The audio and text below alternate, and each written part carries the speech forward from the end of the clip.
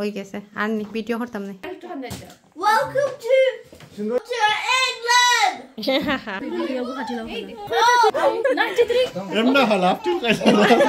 Thank you. আসসালামু আলাইকুম everyone, welcome back to my channel. আশা করি সবাই ভালো আছেন। আজ আমি আপনাদের সাথে শেয়ার করব বাংলাদেশ থেকে আমাদের ঘরে মেহমান এসেছেন, তো মেহমানদের জন্য একটা ওয়েলকাম কেক বানিয়েছি, তো সেটা আপনাদের সাথে শেয়ার করছি কিভাবে আমি ডেকোরেশন করলাম। তো কেক বানানোর জন্য প্রথমে আমি একটা বোলের মধ্যে কেকের সব উপকরণ মিক্স করে নিয়েছি। এখন দুইটা ট্রে নিয়ে কেকের ট্রে নিয়ে আমি কেকের মিশ্রণটা ঢেলে দিচ্ছি। এখানে আমি 4টা লেয়ারের কেক বানাবো। এখন কেকটাকে আমি একটু টাপ টাপ করে নিচ্ছি যেন বাবলস না থাকে, আর একটা টুথপিক দিয়ে এইভাবে ঘুরিয়ে ঘুরিয়ে নাড়িয়ে দিচ্ছি যেন বাবলস না থাকে ভিতরে। তারপরে আমি এটাকে ওভেনে রেখে দিচ্ছি বেক হওয়ার জন্য। এখন কেকগুলো আমি বেক করে নিয়েছি আর খুবই সুন্দরভাবে বেক হয়েছে। নিশ্চয়ই আপনারা দেখেই বুঝতে পারছেন কতটা সুন্দরভাবে আর পারফেক্টলি কেকটা বেক হয়েছে।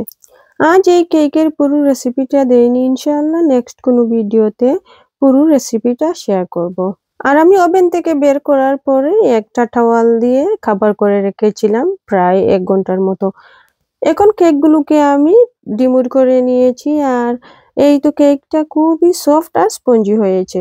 আর আমি কেক বেক করার পর কেকগুলি যখন আমার খুবই সুন্দর সফট আর পারফেক্ট হয়, তখন নিজের ভিতরে একটা আনন্দ ফিল করি আর নিজেকে প্রাউড ফিল করি আসলে।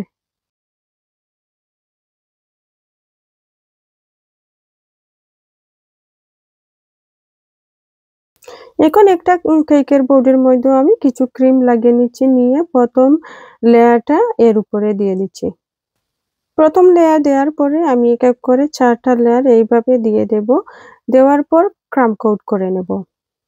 ক্রাম কোট করার পরে এটাকে আমি নরমাল ফ্রিজে রেখে দেব আধা ঘন্টার জন্য। আমি সুগার সিরাপ বানিয়েছিলাম 1/2 কাপ পানির সাথে 4 টেবিল চামচ চিনি দিয়ে সুগার সিরাপ বানিয়ে এখন এর উপরে দিয়ে দিচ্ছি, কেকের উপরে এইভাবে স্প্রেড করে দিচ্ছি। তারপরে একটা পাইপিং ব্যাগে ক্রিম নিয়ে কেকের উপর লাগিয়ে নিচ্ছি। এইভাবে সবগুলো কেকের লেয়ার আমি করে নেব, আর আপনারা দেখতে থাকেন আমি কিভাবে কেকের লেয়ারগুলো এক এক করে দিয়ে দিচ্ছি।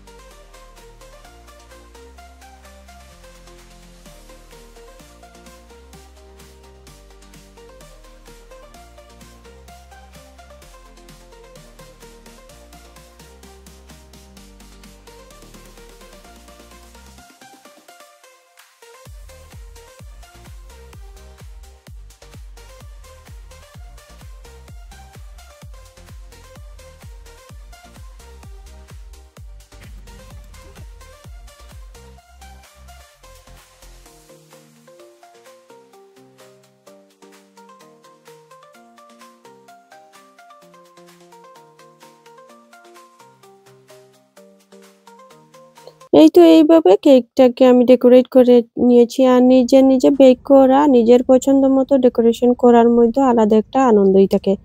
মেহমান আসলে হচ্ছে আমার নেফিউ আর তার ওয়াইফ বাংলাদেশ থেকে নিউ ম্যারিড কাপল আসছেন। তো আমার নেফিউ বার্থডে ছিল, তো বার্থডের জন্য আমি একটা কেক বানিয়েছি। কেকগুলো বানিয়ে ডেকোরেট করে নিয়েছি আর পরের দিন আফটারনুনে ওরা আসবে, তো আমরা এয়ারপোর্টে চলে গেলাম। এয়ারপোর্ট যাওয়ার পরে আমরা তো ওদের জন্য অপেক্ষা করছি আর আমার বাচ্চারা তো সময় কাটছে না, ওরা বারবার বলছে। তবে ওরা বেশি সময় লাগেনি, ওদের প্লেনটা ল্যান্ড হয়ে গেছে। আলহামদুলিল্লাহ ওদের ইমিগ্রেশনটাও তাড়াতাড়ি হয়ে গেছে। আসলে এয়ারপোর্ট যাওয়ার পর অপেক্ষা করতে ভালো লাগে না, কবে যে আসবে আর কবে দেখবো।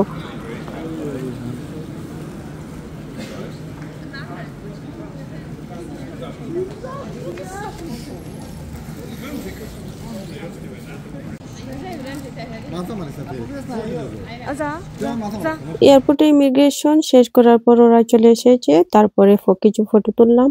তারপরে আমরা চলে গেলাম আমার নিচের ঘরে। এয়ারপোর্টের পাশেই ছিল ওদের বাসা, তো প্রায় হাফ অ্যান আওয়ারের মতো সময় লাগে। তো সেখানে গিয়ে আমরা খাওয়া দাওয়া শেষ করে তারপর ওখানে ওরা কিছুক্ষণ রেস্ট করলো আর আমার নিচ এদিকে একটা কেকের অর্ডার করেছিল সব থেকে, তো সেটাও নিয়ে এসেছে।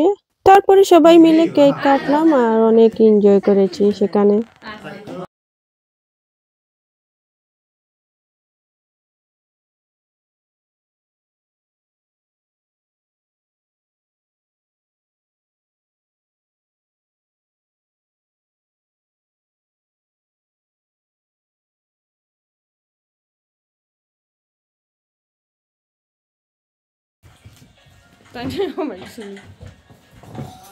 Stop laughing, okay? তুমি মোবাইল তো সুন্দরই তো Welcome to সুন্দরই তো আজ যে পপি Welcome to England. তারপর আমরা ঘরে চলে এসেছি, অলরেডি অনেক লেট হয়ে গেছে। ফটো কি তুলবো, একটা কেক দিয়ে তারপরে তাদের ফটো তুললাম আর সাথে আমরাও কিছু ফটো তুললাম। আর বাচ্চারা তো অনেক টায়ার্ড, ওরা ফটো তুলতে চাচ্ছে না, শরীরও খারাপ হয়ে গেছে ওদের, অনেক ঠান্ডা ছিল। বেশ কিছুদিন আগের এই ভিডিওটা, লেট হয়ে যাচ্ছে আপলোড করতে পারিনি, তো ভাবলাম এখন শেয়ার করে ফেলি, অনেক লেট হয়ে যাচ্ছে।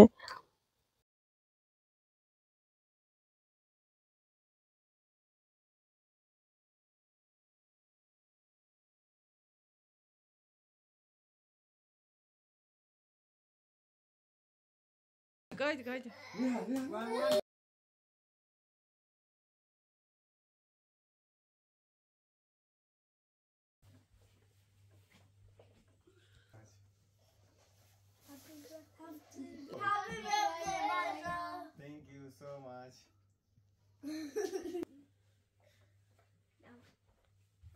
থ্যাংক ইউ বাই বাই তো যাও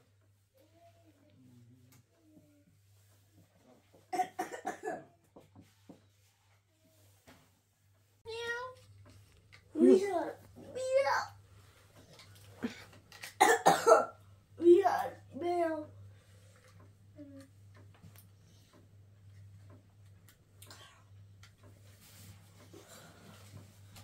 ও এখন আমি তো বাসে সুন্দর হয়ে যাও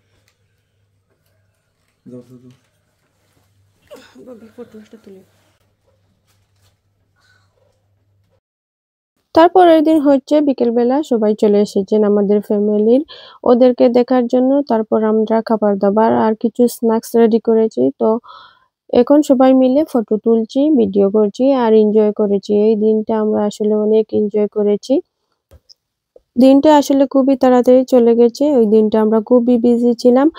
ওদের আসা উপলক্ষে সবাই দেখতে এসেছেন আর তারপর সবাই মিলে ওয়েলকাম কেক কাটলাম আর এইভাবে আমাদের দিনটা কেটে গিয়েছিল। আর বাকি ভিডিওগুলো আপনারা দেখতে থাকেন, আশা করি এনজয় করবেন।